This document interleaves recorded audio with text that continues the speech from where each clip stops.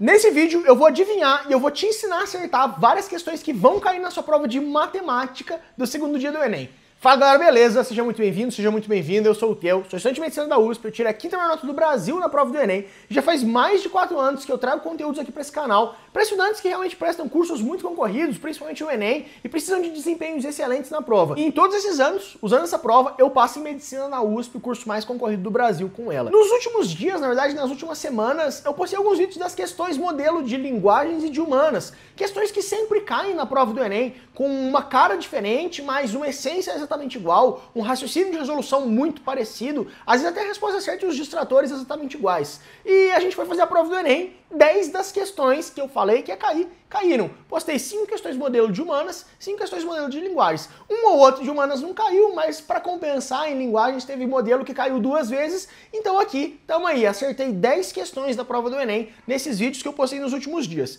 E agora eu vou trazer aqui para vocês as questões modelo que eu tô apostando que vão cair na prova de matemática do Enem. Assim como amanhã também vou postar as questões modelo de ciências da natureza. Se você está caindo de paraquedas, as questões modelo são exatamente isso que eu estava falando, questões que elas têm uma cara diferente, então você bate o olho e fala, ó, evidentemente são questões diferentes, só que elas têm uma essência, um conteúdo por trás, um raciocínio por trás, às vezes até a resposta certa e os distratores exatamente igual, e isso faz com que elas sejam muito padronizadas. Então, ao longo dos últimos anos, com toda essa minha experiência com a prova do Enem, estudando a matriz de referência, estudando os microdados do Enem, eu realmente destrinchei todas as provas, estudei a fundo ali mais de 10 anos de Enem, aplicação regular, aplicação PPL, e eu encontrei vários padrões, na verdade, mais de 350 padrões, e dentro desses padrões a gente montou o Destrinchando o Enem, que é o meu treinamento completo em questões modelo. E o que eu vou trazer para vocês aqui hoje são alguns desses padrões de matemática para ajudar vocês aí na prova que a gente vai fazer agora no domingo a chegar lá, tendo muito mais previsibilidade, então resolver questões mais rápido, ganhar mais acertos em questões que talvez você não saberia resolver e, claro, ali melhorar suas chances de conseguir uma aprovação. Antes de começar de verdade o vídeo, como eu falei, eu ainda vou postar muitos vídeos excelentes para a prova do segundo dia do Enem, então a gente tem pouco tempo e não dá tempo às vezes de você esquecer de assistir, acabar esperando o YouTube mostrar para você. Então se inscreve no canal e ativa o sininho de notificações para que você realmente tenha certeza que assim que eu postar, você vai conseguir assistir o vídeo e ganhar mais acertos na prova, conseguir ir para a prova e acertar essas questões. Segunda coisa importante, para quem está pensando no Enem 2025, não está pensando tanto nesse ano, não está com tanto foco ali em ser aprovado esse ano, mas já está pensando no Enem 2025, no próximo ano de preparação, no final do vídeo eu vou dar um aviso com uma oportunidade excelente para quem então vai prestar o próximo Enem, tenho certeza que vai ser excelente. Mas dito isso, vamos começar. Então vamos lá, pessoal, vamos começar aqui com nossos modelinhos de matemática, as questões que realmente se repetem ao longo dos anos e que eu tô apostando que vão cair agora no Enem 2024. Como eu falei para vocês, são todas questões que já caíram no último Enem, caíram no Enem 2023, assim como em vários outros anos,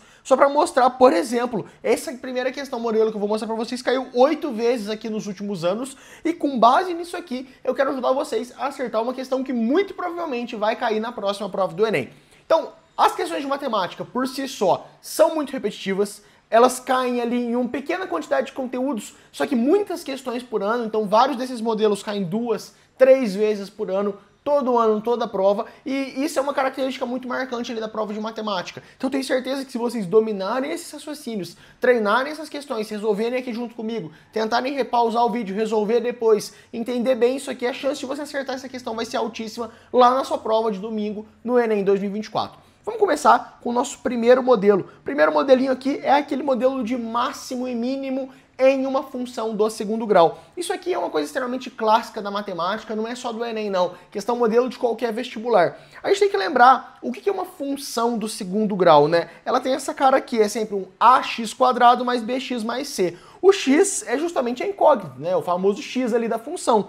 E o a, e o b e o c são os parâmetros dessa função. Então, o a, o b e o c vão ser sempre valores que ele vai dar. Aqui, por exemplo, nessa função, ó, a gente tem 1/4, que é o a, que está multiplicando o x², o menos 10, que é o b, que está multiplicando o x, e o 105, que é o c, que está multiplicando o x elevado a zero, né, que não está multiplicando nenhum x, podemos dizer assim, fica mais fácil de entender. Toda função tem isso aqui, sendo que algum desses valores, claro, pode ser zero. Quando não aparecer, por exemplo, o x, é porque esse valor é zero. Quando não aparecer o c, é porque o valor é zero. Mas a função do segundo grau, ela tem sempre essa cara aqui. Vamos só retomar também. Como que é uma função do segundo grau? Ela faz sempre uma parábola. Se o a é positivo, é uma parábola com a boquinha para cima. Se o a é negativo, a boquinha para baixo. Só que, de tudo isso, o que é mais importante para a prova do Enem? O que mais aparece? O vértice. Calcular o vértice. O vértice, que é esse pontinho aqui, ó, que eu coloquei essa bolinha branca. O vértice é ou o ponto mais baixo ou o ponto mais alto dessa função. Se a função ela tem sempre uma boquinha para cima, o ponto mais baixo, que é onde ela atinge o valor mínimo, é o vértice. Ou então, se ela tem a boquinha para baixo, ela tem um parâmetro A negativo, o ponto mais alto, ou seja, o máximo dela, também é o vértice. Então, quase todas as questões de função de segundo grau se interessam pelo vértice. E tem uma maneira muito fácil da gente calcular esse vértice, que é justamente o que eu quero mostrar aqui para vocês. Então esperem uma questão assim, sempre cai, e tem que saber esse conteúdo, tem que saber esse raciocínio, porque pelo feeling ali, na tentativa e no erro, é difícil de resolver. Mas vamos lá. Olha, eu vou resolver a questão junto com vocês e mostrar na prática como que a gente vai acabar e deixar esse modelo muito fácil, olha. Analisando as vendas de uma empresa, o gerente conclui que o montante diário arrecadado em milhar de real poderia ser calculado pela expressão Vx é igual a x² sobre 4 menos 10x mais 105. De novo, esse aqui seria então esse primeiro termo, o menos 10x seria o segundo, né? E o 105 seria o terceiro. Então, o 1/4 está ligado no x², o menos 10 está ligado no x e o 105 está independente. Em que os valores de x representam os dias do mês, variando de 1 a 30. Então o x pode ser 1, 2, 3, é uma incógnita que varia de 1 a 30. Esse aqui é o limite que ele deu pra gente, né? Então a gente vai ter vários valores, que seria o v de x, em função do número. Se eu colocar o 1, essa conta vai dar um número. Se eu colocar o 30, vai dar outro número. Isso aqui então significa exatamente uma função, né? É um resultado que vai variar dependendo do x que eu colocar aqui. E aqui ele vai falar, um dos fatores para avaliar o desempenho mensal da empresa é verificar qual é o menor montante diário. Aqui, ó, esse aqui é sempre aquele termo-chave que você vai procurar. Ele quer saber qual que é o menor valor dessa função. Pensa aqui comigo, 1/4 é um valor de A positivo. Então essa função tem a boca para cima. O valor máximo dela, se a gente considerasse o x infinito, seria até infinito. Porque ela continua crescendo infinito, né? Só que ele perguntou o menor, então ele tá me falando que ele quer saber justamente o vértice. É sempre isso aqui que acaba aparecendo, sempre o vértice. Então ele quer saber qual que é o menor valor possível arrecadado ao longo do mês. E classificar o desempenho conforme as categorias. Basicamente, tem que saber qual é o menor valor, ver esse valor vai estar dentro de onde e marcar aqui. O que importa disso aqui? Saber calcular esses mínimos e máximos. Não importa, é sempre o mesmo raciocínio. Eu falei para vocês que esse ponto aqui, ó, se chama vértice. E existe uma maneira muito fácil de a gente calcular o que a gente chama de x do vértice, que seria justamente qual é o valor de x que representa esse vértice. O x do vértice, ele é sempre dado por menos b dividido por 2a. Se eu sei quanto é b, se eu sei quanto é a, eu consigo calcular o x do vértice. Aqui no caso, eu sei o quanto é o b. O b é menos 10. E eu sei o quanto A. O A é 1/4. Então eu vou substituir isso aqui, ó. Vai ser menos, então, o menos 10, dividido por 2 vezes 1/4. Pronto. Com isso aqui agora eu só vou resolver o valor e eu vou achar o x do vértice. Isso aqui, então, menos com menos vai dar mais 10, dividido por 2 vezes 1/4, fica 1/2, que fica igual a 20. Então, o x do vértice é 20. Pelo que ele me falou aqui, no dia 20 eu vou ter o menor valor arrecadado. Mas agora, como que eu vou saber qual que é esse valor? Ah, uma função é um número que varia em função do x, vocês concordam comigo? Então, se no dia 20 eu descobrir que ele vai ter o menor valor, porque no dia 20 é o x do vértice, é só eu substituir por 20. Aí eu vou achar o y do vértice. Eu vou achar qual que é o valor dessa função em função disso. Então, simplesmente eu vou pegar essa função aqui, ó, v de 20, que vai ser igual a 20 ao quadrado dividido por 4, 20 ao quadrado dividido por 4, menos 10 vezes 20, mais 105. Deixa eu colocar aqui, para cá. Agora é só resolver essa conta. 400 dividido por 4, menos 200, mais 105. 400 por 4 é 100, menos 200 fica menos 100, mais 105, valor mais 5. Então eu achei aqui que o meu y do vértice é igual a mais 5. Esse é o valor que eu estava procurando. Agora, mais 5 está dentro de qual intervalo? Está aqui, né? Nesse intervalo. Está entre o 4 e o 10. Então, a resposta que eu achei é exatamente a alternativa D, esse valor aqui que ele chamou de ruim. Muito importante. essas questões são questões que não tem como saber sem você ter essa noção do que é o x do vértice, sem ter essa noção do que é a função. Não precisa saber nada demais, é só você guardar x do vértice menos b sobre 2a. Se você achar o valor do x do vértice, substitui na função e aí você vai achar o y do vértice. O y do vértice vai ser justamente o valor que ele vai estar te pedindo, seja o máximo, seja o mínimo. Isso aqui acontece demais. Uma variação disso aqui que pode aparecer. Ele vai pedir para você deduzir com essa função, né? Ele sempre fala, eu vendo o produto por X e eu vendo Y. Se eu der um desconto de 10 reais, eu passo a vender Y mais 10. Aí você vai ter que multiplicar, né? Então vai ser o X menos 10 vezes o Y mais 10. Você vai ter que sempre achar qual vai ser a função que vai chegar. Esse aqui seria uma maneira um pouquinho mais difícil de cair, mas isso aqui é o que sempre vai aparecer, bem clássico. Vamos ver agora um segundo modelo de geometria plana, uma questãozinha de área, sempre aparece isso aqui também. Essa é uma questão, eu considero de nível médio para fácil, não é uma questão difícil, e é uma questão que muita gente perdeu muito tempo no ano passado para resolver. Mas eu quero mostrar para vocês uma maneira de resolver questões que caem sempre desse mesmo jeito, muito rápido. Geralmente isso aqui cai com circunferências, ó, caiu mais de 5 vezes, eu coloquei 5 mais, porque se fosse criterioso foram 5 vezes. Só que se você fosse ser um pouquinho mais tolerante, questões parecidas com esse modelo, caiu muito mais. Então, isso aqui classicamente cai associado com circunferência, né? Vou dar aqui o spoiler para vocês, eles dão duas circunferências, uma com um raio maior, errão, e uma com um raio menor e errão. E ele pergunta para você qual que é a área, né? A área de fora só, a área só da rosquinha, né? Tirando o miolo, digamos assim.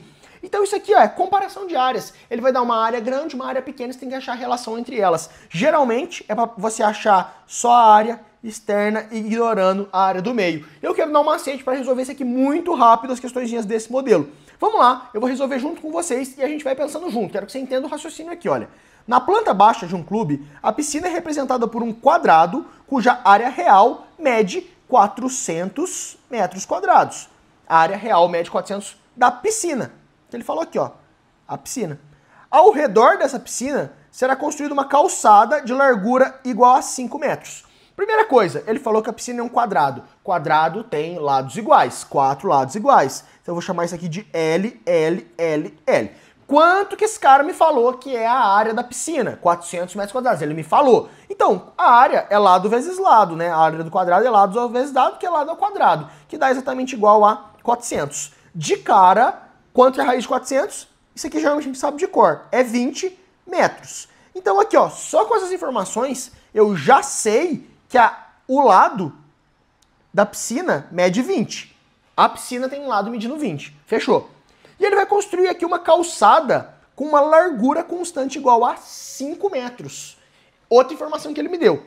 Qual que é a medida da área em metro quadrado ocupada pela calçada? Como é o clássico, ele quer saber só a calçada. Se você for pegar isso aqui, mas só o calçado, não quero saber da piscina, quero saber só da calçada. Às vezes ele poderia complicar e falar, ele vai gastar X reais de cimento por metro quadrado, e você ia ter que multiplicar. Aí o Enem começa a brincar com aquelas historinhas, né? Mas o que que importa? Você achar a área da calçada. Como que a gente vai achar isso aqui? Pensa comigo. Se a área desse negócio gigantão aqui, e eu tirar a área que eu já sei que é da piscina, o que que sobra? Se eu tenho tudo e eu tiro a área da piscina, me sobra exatamente a área ao redor, a área da calçada, não é? E eu sei que o lado da piscina, porque eu achei mede 20. Eu sei que a calçada vai ter 5 para cima e 5 para baixo. Do outro lado, 5 para a esquerda e 5 para a direita. Então eu não posso só dizer que o lado do quadradão aqui vai medir 20 com 5 para cima mais 5 para baixo. Isso não dá exatamente um ladão, né, do quadradão igual a 30? Então 30 por 30 vai dar 900 metros quadrados, né? Se eu elevar tudo aqui ao quadrado, vai dar exatamente 900 metros quadrados. Então eu acho que essa área grandona é 900. Só que eu não quero saber o 900, eu quero saber só aqui. Então é só eu ir lá e tirar a área da piscina, que ele já me falou. Então eu pego esses 900 e eu tiro os 400 da piscina, que ele já me falou. Sobra aqui, ó, 500 metros quadrados. Isso aqui é uma questão que eu, quando fiz na prova, fiz de cabeça em 15 segundos. Olhei e falei, o lado mede 20, 5 para cima, 5 para baixo, então é 30 ao quadrado menos 400. Muita gente tentou resolver calculando direto, né? falou, eu quero ver quanto que vai medir essa parte aqui, aí eu vou calcular só essa área aqui, aí depois eu vou ver quanto que mede essa parte aqui, e acabou perdendo 3, 4, 5 minutos de uma questão que dá para fazer com muita tranquilidade, com muita velocidade, com esse conceito de pega a área grande, tira a área do miolinho ali, que era a área da piscina. O que sobra é justamente aqui a área da calçada. Então, mais uma questãozinha bonitinha. Essa aqui cai com bastante frequência, geralmente associado com circunferência.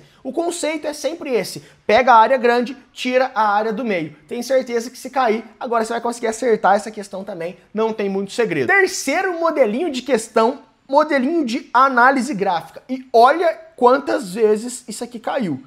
E eu tô sendo ainda gentil, eu tô falando que isso aqui foram só as vezes que caiu exatamente assim, que é uma análise gráfica em função do tempo que tá acontecendo alguma coisa. Se eu for expandir isso aqui, tem mais de 40 questões nos últimos anos, mas aí começa a envolver outros conceitos. Mas, meramente, esse tipo de modelo, que é uma questão fácil, que você não pode errar, porque se você errar, você vai estar deixando de ganhar pontos importantes pela sua TRI. Só isso aqui caiu 16 vezes nos últimos anos. Então é uma questão que com certeza vai cair na sua próxima prova. A chance de cair é altíssima. E a chance é cair até mais do que uma por ano. Vamos resolver aqui junto comigo, olha.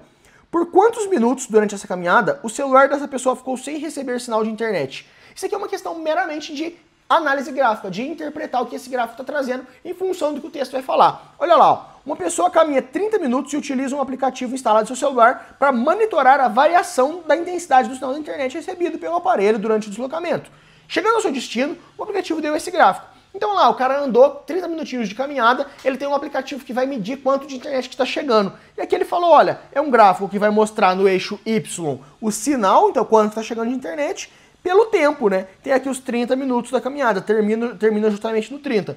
A pergunta é, durante a caminhada, quanto tempo a pessoa ficou sem receber o sinal de internet? Isso aqui é uma questão muito fácil. Se ela não recebe sinal de internet, o Y aqui, o sinal tem que ser igual a 0. Onde que o sinal é 0? Aqui e aqui. Agora vamos contar. Do 10 para o 2 se passaram 2 minutos. Do 16 para o 20 se passaram 4 minutos. Então um total aqui de 6 minutos. A alternativa A. Aí você fala, nossa, Theo, mas que questão ridícula, você tá perdendo meu tempo, você tá brincando comigo, por que você trouxe uma questão dessa? Porque essa questão tem algumas pegadinhas e nem sempre é fácil assim. E se ele falasse, por exemplo, quanto tempo o sinal foi constante, que não variou? Por exemplo, do 6 para o 8 foi constante, do 10 para o 12 foi constante, do 16 por 20 foi constante, do 22 por 24 foi constante, do 28 por 30 foi constante, do 0 por 2 foi constante. Aí você teria que ver isso. Ou então, qual foi o tempo em que o sinal diminuiu, que eu estava decrescendo? Aqui, ó, do 2 para o 6 estava decrescendo, do 8 para o 10 decrescendo, do 14 para o 16 decrescendo, só você ver onde que tem a descida aqui, né? Aqui de novo, ó, do 24 para o 26. Então, o que é importante? Você entender o que o gráfico quer de você, o que o gráfico está pedindo de você. E você vai olhar nesse gráfico exatamente o que ele está te perguntando. São questões que não tem que fazer conta na maioria das vezes, são questões que você tem que olhar esse gráfico e prestar bastante atenção e tomar cuidado com as pegadinhas do enunciado. A única coisa que faz você errar esse tipo de questão são as pegadinhas do enunciado. Ano passado, que foi essa questão aqui, caiu isso aqui muito fácil, nem tinha pegadinha. Agora, nos outros anos, sempre tem um elemento mais de pegadinha. Tem um elemento que vai, quantas vezes se cruzam duas retas, você tem que prestar atenção. Ou então, quanto tempo um é maior do que o outro, você tem que prestar bastante atenção. Mas isso aqui é uma questão de meramente olhar o gráfico, prestar bastante atenção em função do tempo.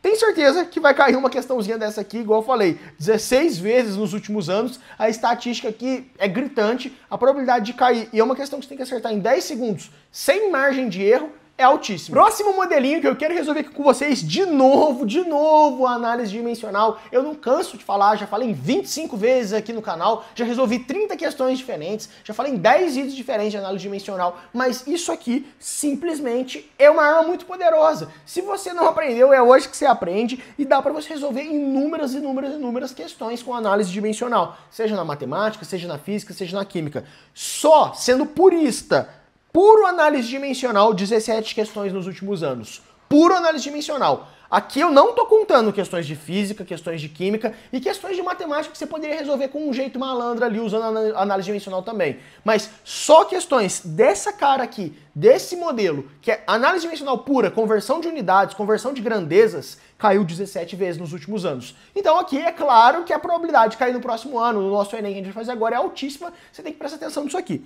Então vamos lá, olha, o que é essa questãozinha? De acordo com as informações fornecidas durante quantos anos Tzolk'in, aquela comunidade maia foi governada por tal família. Então a pergunta aqui é X anos Tzolk'in. Basicamente é isso. Eu nem sei o que é Tzolk'in, eu nunca ouvi falar nisso aqui. Calma, o texto vai ajudar a gente. Olha, o calendário maia apresenta duas contagens simultâneas de anos. O chamado ano Tzolk'in, composto por 260 dias, e que determinava o calendário religioso, e o ano Ha'ab, composto por 365 dias, que era o ano agrícola, podemos dizer assim. Então aqui, entendi, ó, Tzolk'in é igual a 260 dias, Ha'ab é igual a 365 dias. São dois nomes diferentes, são dois tipos de anos, né? Um historiador encontrou evidências de que gerações de uma mesma família governaram certa comunidade maia pelo período de 20 ciclos, sendo que cada ciclo é formado por 52 anos. A pergunta é, esses 20 ciclos correspondem a quantos anos de Tzolk'in? É só isso. Primeiro, eu nunca saberia quantos que são esses ciclos, porque esse aqui é um dado que o texto que deu, a questão que inventou. Esse ano Ha'ab, a mesma coisa. Quantos anos Ha'ab, quanto que vale cada dia, enfim, tudo isso aqui eu não sabia, não precisava saber, isso também não. O texto deu essa informação. Isso aqui é a cara clássica de uma questão de análise dimensional. O texto te deu tudo, você precisa ordenar esses dados, fazer uma série de conversões e chegar na resposta. Como eu falei para vocês, vamos resolver junto comigo a análise dimensional. O que ele está te perguntando? O que é o X dessa questão? Quantos anos? Que anos? Anos Tzolk'in. E eu vou escrever isso. X anos Tzolk'in. Vou chamar só de Tzolk'in para ficar mais rápido de escrever. O que ele me deu como um ponto de partida inicial? Ele falou que foi 20 ciclos o tempo que a família governou. Então, em 20 ciclos. Separa com o sinal de igual e coloca os 20 ciclos. Agora começa a parte das conversões. Vamos lá, eu vou puxar aqui para baixo. Primeiro dado que ele me deu. Cada ciclo é formado por 52 anos Ha'ab. Então eu sei que um ciclo corresponde a 52 anos Ha'ab. Eu não quero saber ciclos, eu preciso eliminar esses ciclos, eu preciso passar isso aqui para frente, eu preciso converter. Então o que eu vou fazer? Eu vou colocar aqui uma relação que vai justamente relacionar ciclos com anos Ha'ab. Eu sei que um ciclo corresponde aqui a 52 anos Ha'ab. Por que eu fiz isso? Porque eu posso agora cortar ciclos em cima que está multiplicando com ciclos embaixo que está dividindo. Eu estou cortando duas coisas iguais, duas grandezas. Como é que eu vou saber se é ciclo em cima ou ciclo embaixo? Pensa bem, se eu colocar Ha'ab embaixo e ciclo em cima, vai ficar ciclo vezes ciclo. Eu não quero saber ciclo ao quadrado dividido por Ha'ab. Eu quero cortar e jogar fora esse ciclo. Então eu cortei aqui. E agora eu fiquei com Ha'ab. Eu quero saber Ha'ab? Não. Eu quero saber Tzolk'in. Qual que é a próxima grandeza que ele me deu? Ele me falou aqui que Ha'ab é igual a 365 dias. Ele não me deu nenhuma conversão direta de Ha'ab com Tzolk'in, mas ele me falou que um Ha'ab é igual a 365 dias. Pronto, agora eu tenho Ha'ab multiplicando com Ha'ab dividindo, eu vou cortar. Mesmo raciocínio. E se eu invertesse? Ia ficar Ha'ab ao quadrado. Isso não faz nenhum sentido. Eu não quero saber isso. Eu quero multiplicar com dividir, porque aí eu anulo um com o outro. E aí me sobrou agora dias. O que ele me falou? 260 dias é igual a um ano de Tzolk'in. Então, de novo, eu vou colocar 260 dias em um Tzolk'in. E aqui eu consigo cortar esse dia com esse dia. De novo. E se fosse dia em cima, ia ficar dia ao quadrado, de novo, não faz nenhum sentido. Então aqui eu coloco o dia embaixo, porque aí dia embaixo eu consigo cortar com o dia, multiplicando com o dividindo. E agora, me sobrou o quê? Tzolk'in. O que eu queria? Tzolk'in. Pronto. Agora eu tenho certeza que eu fiz as conversões de maneira certa, ordenada, não esqueci nada e cheguei na resposta certa. O que ficou faltando? Eu multiplicar e dividir tudo isso, né? Primeiro, 20 multiplicando, 52 multiplicando e 365 e o 1. Eu vou reescrever isso aqui. 20 vezes 365 vezes 52 vezes 1. Dividido pelo quê? Eu tinha que dividindo aqui nada, aqui 1 e 260. Vou escrever, ó. 1, 260. O 1 Eu não precisava nem escrever, sabe? Porque eu multiplicar, dividir por 1 dá na mesma. Mas vamos lá. Quanto que agora é simplificar esse 20 com 260? Eu posso cortar o zero, vai ficar 2 para 26. 2 dividido por 26 é igual a 1 dividido por 13. Então, simplificando esse 20 com esse 260 é a mesma coisa que 1 para 13. E agora, 13 com 52. 13 vezes 4 é igual a 52. Então, se eu simplificar 52 com 13, sobra 4 em cima e 1 embaixo. Então, agora pronto. Eu achei que isso aqui é igual a 365 vezes 4, igual a 1460. Você fala, nossa, Theo, como que você é bom de conta de cabeça? Você fez tão rápido, 365 vezes 4? Não, eu não fiz não. Eu só tenho certeza disso, porque 300 vezes 4 é 120. Qual que é a resposta acima de 120 aqui que faz sentido? 1460, eu vi na alternativa, colei, fui mais rápido. Então aqui, ó, eu sei que 1460 é uma resposta muito razoável dessa multiplicação. E de novo, você não precisa sair fazendo todas as contas, deixa pra fazer tudo no final, ó. Olha como que o Enem é legal. Ele deixou eu simplificar o 20 com 260 e o 13 com 52. Eu não preciso fazer essa multiplicação grotesca, essa divisão gigantesca. Ele deixou eu simplificar, o Enem sempre deixa os números legais que você consegue simplificar e fazer a conta rápido. Isso aí é segredo para fazer a conta mais rápido. Assim você consegue fazer a prova, ao invés de 3 horas, 1h30 e consegue terminar a prova dentro do tempo. Então aqui, alternativa C. Nosso próximo modelinho agora, por fim, a gente vai falar sobre soma de probabilidades. Soma de probabilidades, especificamente, probabilidade cai muito mais. Só a soma de probabilidades, 9 vezes nos últimos anos. Cai pra caramba, todos os anos tá tendo questão disso aqui. E essa aqui é uma questão de dificuldade média. Não é a mais fácil, não é a mais difícil. Probabilidade pode ser desde muito fácil, mais fácil da prova, ridícula, ou até a questão mais difícil da história ali daquele ano. Questão que realmente a maioria dos alunos vai errar. Até alunos excelentes vão errar. Probabilidade, assim, não dá pra saber. Pode cair muito fácil, pode cair dificílimo, mas o seu papel é pelo menos acertar as questões fáceis e as médias. Então, pelo menos isso a gente tem que garantir. Por isso que o nosso quinto modelinho aqui é justamente a soma de probabilidades. Vamos lá, eu vou resolver essa questão junto com vocês, explicando alguns princípios importantes da probabilidade. O que ela pergunta pra gente? As probabilidades dos candidatos de inscrição número 50 e 2 serem sorteados são respectivamente, então eu quero saber primeiro o 50 e depois o 2, né? Porque tem essa palavra respectivamente. Vamos lá. Em um colégio público, a admissão no primeiro ano se dá por sorteio. Nesse ano, há 55 candidatos, cujas inscrições são numeradas de 01 a 55. Então aqui eu tenho os candidatos. Candidato 1, candidato 2, candidato 3, candidato 50, candidato 55. São 55 candidatos. Normal, né? Nada demais. O sorteio de cada número de sua inscrição será realizado em etapas, utilizando 2 urnas. Da primeira urna, presta atenção, agora começa a ficar importante, ó. Da primeira urna será sorteada uma bola, dentre bolas numeradas de 0 a 9, que representam o algarismo das unidades. Então vamos desenhar isso aqui, olha. Eu tenho a urna 1, primeira urna, unidades. Essa urna vai ter de 0 a 9. De acordo, perfeito, né? Tem de 0 a 9, 10 bolinhas aqui. 0, 1, 2, 3, 4, 5, 6, 7, 8, 9. E ele vai sortear. E beleza. Em seguida, da segunda urna, será sorteada uma bola para representar Da segunda urna será sorteada uma bola para representar o algarismo das dezenas. Então a segunda urna, dezenas. Segunda urna, dezenas.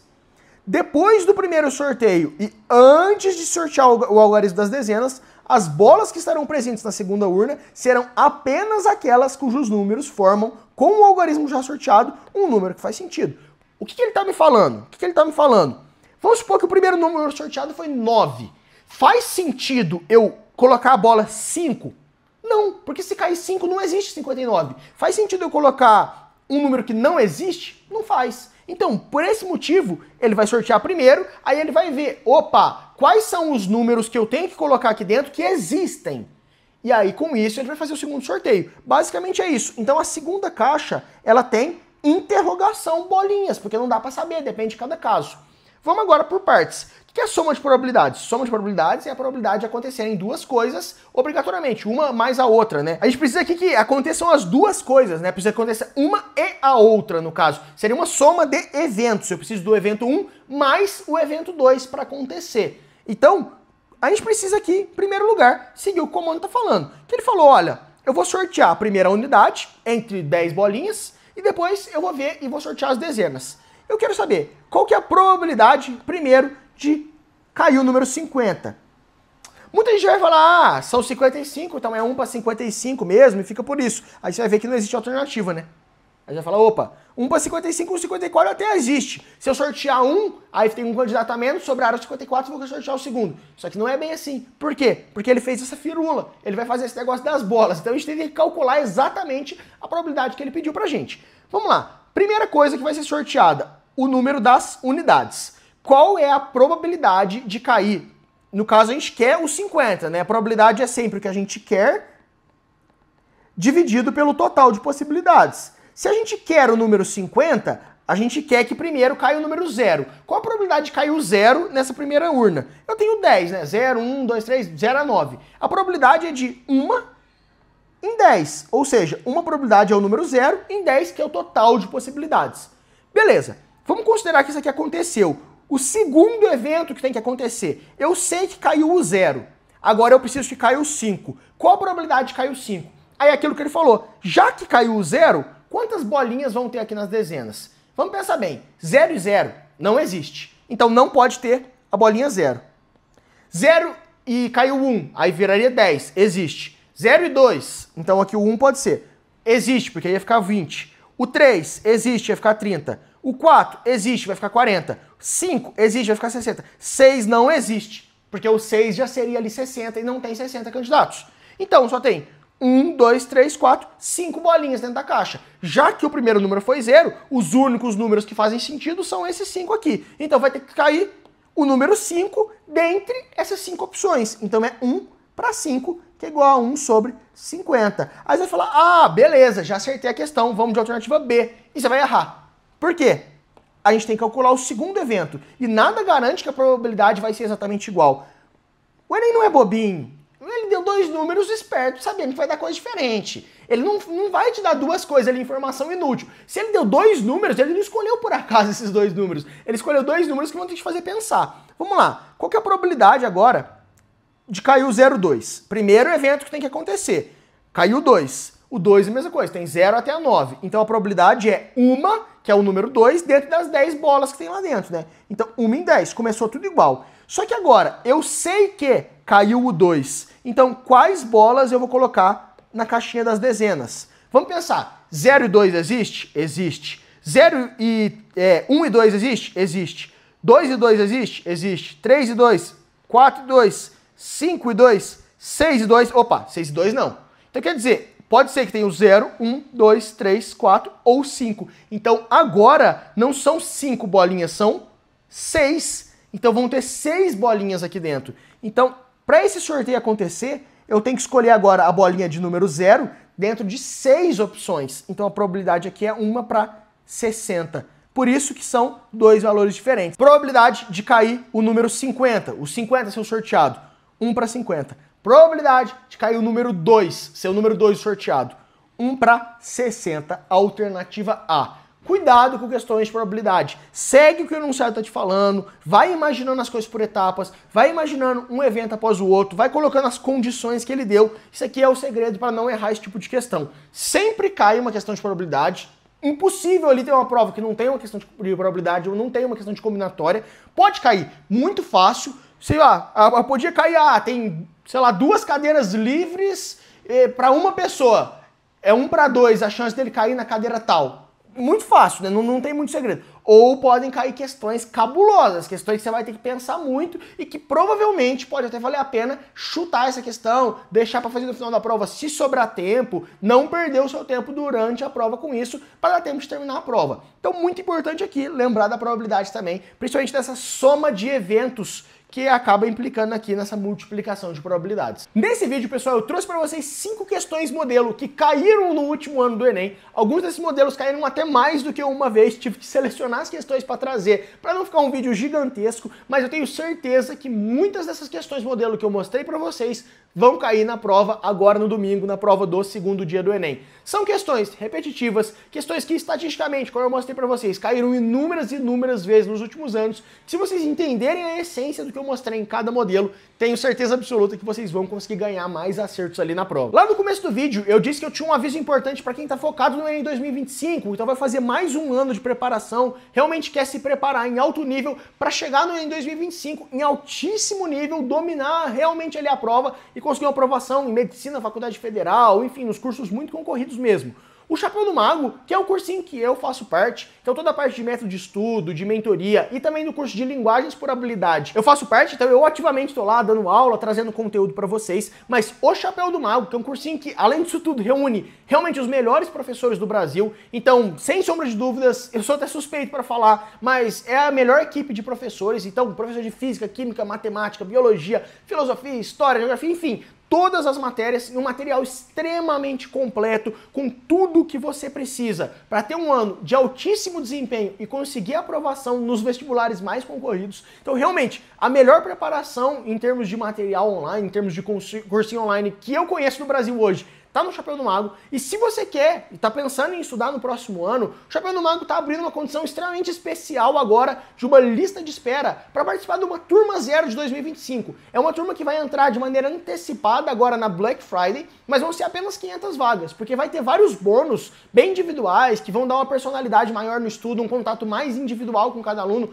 um contato mais próximo e uma série de bônus que eu não posso falar ainda, mas esses bônus acabam limitando para só 500 vagas. Então, quem quer aproveitar isso, além do melhor desconto do ano, que vai ter para o ano de 2025, e todos esses bônus da turma de acesso antecipado para a turma de 2025, tem que se inscrever na lista de espera que eu vou deixar aqui na descrição do vídeo. Realmente, se você sabe que você vai estudar por mais um ano e você quer se preparar em altíssima qualidade, com o melhor material, e ainda aproveitar uma oferta excelente da Black Friday depois da prova do Enem 2024, tenho certeza que essa vai ser realmente a melhor oportunidade para você se inscrever, a melhor oportunidade para você participar. No mais, aqueles lembretes de sempre, se você ainda não é inscrito no canal, se inscreve e ativa o sininho de notificações, porque a prova tá agora batendo na nossa porta, né? Faltam pouquíssimos dias, mas ainda vou trazer muito conteúdo excelente, então não dá tempo aí de você ficar esperando o YouTube recomendar, não recomendar. Ativa a notificação aí, porque assim que eu postar o vídeo, você consegue assistir e ganhar mais uns acertos ainda pro seu segundo dia de prova. Às vezes é um acerto ou outro, a diferença entre você ser aprovado e ainda não ser aprovado. Aproveita para me seguir também lá no Instagram, @olastrooficial. Lá a gente tem um contato mais pessoal, consegue ter mais proximidade, consigo tratar de alguns assuntos ali de uma maneira um pouco diferente nos stories, então tenho certeza que vale muito a pena acompanhar lá no Instagram também.